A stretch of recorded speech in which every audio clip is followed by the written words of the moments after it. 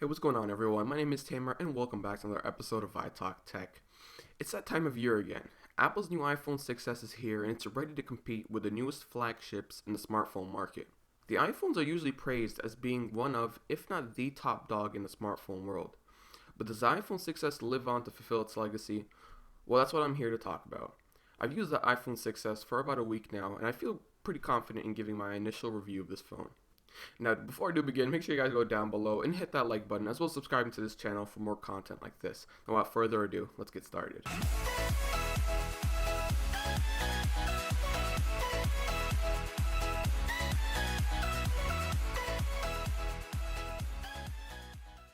Alright, so let's talk about the iPhone 6s's design.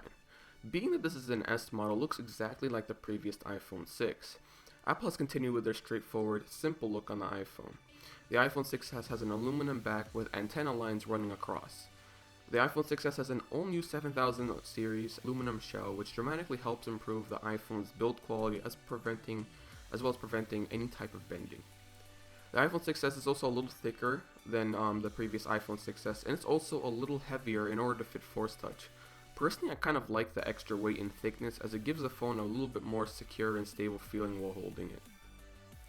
Now, the color of the iPhone is what drives me nuts a little bit. The iPhone 6s comes in 4 different colors: space gray, gold, silver, and rose gold. Now here I have the all new rose gold color, and personally this color kind of gives me a headache trying to figure it out. And sometimes in different lights this phone can look like a combination of 3 different colors: pink, gold, and silver. So basically you get 3 colors in one phone. Now the iPhone 6s is beautiful, and it's sure to stand out in a crowd of phones. Its simple, stupid design makes it look elegant but sophisticated at the same time. So now we move on to the actual phone itself, starting with the display. I can only really describe this display in one word: it's good. Now, the iPhone 6's display is nice, but the resolution is actually pretty low compared to almost every other smartphone in the market. Now, the resolution on the 6s is just shy higher of 720p, whereas like almost every other smartphone has either 1080p or 1440p. Now, don't get me wrong, it looks good, but I kind of wished Apple had done something better. Now, if you're not looking at tons of smartphones daily, you're probably not going to notice a difference, and you're going to believe that it's a good display, because in fact it is. The display is laminated against the glass, making it seem as though the icons were painted on the glass. Now, the IPS display provides nice color accuracy and balance as well, but doesn't really have me drooling like a Super AMOLED display has. The display has an Ion X coating, allowing for the phone to be super resistant against scratching. Now, you may be asking, how's 3D Touch on the iPhone 6s? Well, this is where I'm a little bit undecided on how I feel about 3D Touch. On one side, 3D Touch is actually pretty amazing because it can detect the different amounts of pressure you apply to the screen, and it helps create little peek, and pop shortcuts on some applications. I found it very useful when taking pictures, as I could specify whether I wanted the front or the rear camera, and also in the Twitter app, allowing me to quickly send out a tweet. But other than those applications, I didn't see myself interacting as much with 3D Touch. Other than using live photos to see what happened a couple seconds before in a photo, or quickly looking over an email, I've barely even used it.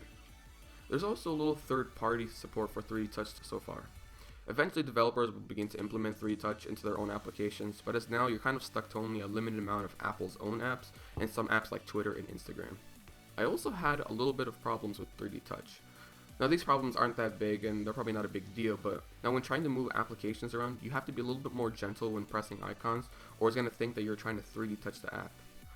Also, 3D Touch feels a little weird and uncomfortable to do when you're reaching for one of the top applications. You almost have to change the way that you're holding the phone in order to accommodate for Force Touch, which can sometimes be a little bit irritating. Now, 3D Touch is cool, don't get me wrong, but is it a deal breaker like Apple had promoted it to be? Not really. It's more of like a cool gimmick that you can show your friends what your phone can do. Alright, so moving on to the daily performance of the phone, I've only one thing to say about the iPhone 6s. It's quick as hell.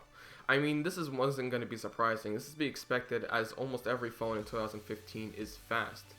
So the iPhone 6s brings in Apple's new A9 processor, as well as a first time ever 2GB of RAM, and let me tell you something, you definitely notice it. This phone is super quick, and you will not experience any lags of any sort or slowing down in the speed. The phone opens up apps quickly and is able to navigate between apps through multitasking really quick. I did notice a little bit of lag and crashing, but I think that's because of iOS 9, and some apps are not fully optimized for iOS 9 yet. The OS is buttery smooth to navigate within, and it just makes the phone a wonderful phone to use. Alright, now on to the camera of the iPhone 6s. So it takes pictures, yeah, it's cool. No, but the iPhone 6s has an amazing camera. I mean, no lie, it's an amazing camera. It takes amazing pictures, actually some of the best I've ever seen on a phone. And rarely does it ever over or underexpose a picture. The pictures look crisp and actually really natural. The pictures under good lighting come out really good, but it's during low light where the iPhone still falls a little short. Now while the pictures still come out decent, it's not the best, and usually you can see a little bit of grain in the photos. Actually, you can see a lot of grain in the photos. It's also a little slow to focus on different objects. Now I usually don't like to mention other phones when reviewing a product, but personally I think that the Galaxy S6 has an overall much better camera than the 6s, but the 6s is still a great camera. While the iPhone 6s may not have the best camera in the world personally to me, it's still a great camera to use, and the video recording on it is super good too. Now not having optical image stabilization on the 6s is a bit disappointing, but it's not the end of the world. Being able to record in 4K is also nice as well, but make sure you don't record with a 16GB phone because you're probably only going to be able to record for like a minute.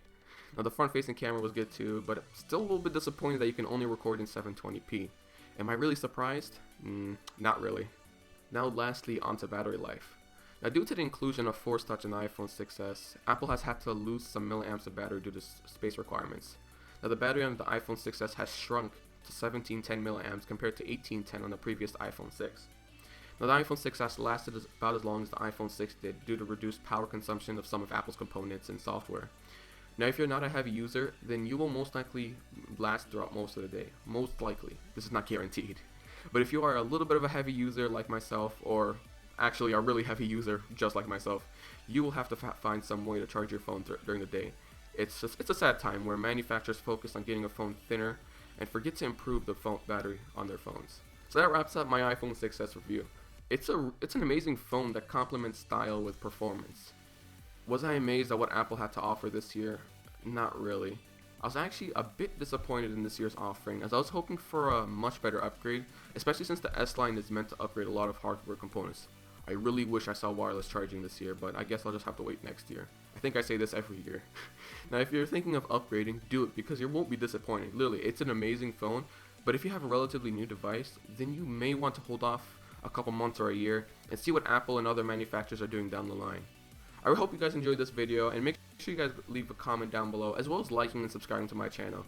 See you guys in the next one. Peace.